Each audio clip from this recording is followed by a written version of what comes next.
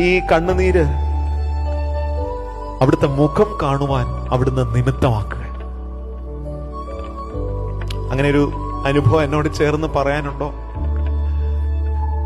തോൽവി എന്ന് നനച്ച്, മുറിവെന്ന് നനച്ച് ഇനി ഒരു സാധ്യതയില്ലെന്ന് കരുതുന്ന ചില ജീവിതങ്ങളോട് പറയുന്നില്ല, അവിടുത്തെ സാന്നിധ്യം അറിയുവാൻ, അവിടുത്തെ മുഖം കാണുവാൻ ഒരു നിമിത്തമായി ഈ ദിനത്തെയും കർത്താവ് തീർക്കുന്നു.